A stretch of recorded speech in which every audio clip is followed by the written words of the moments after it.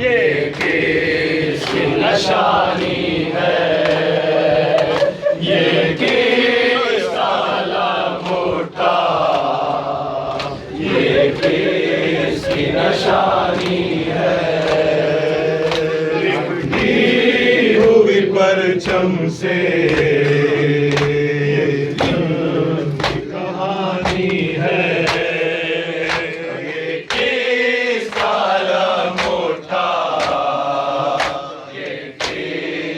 निशानी है।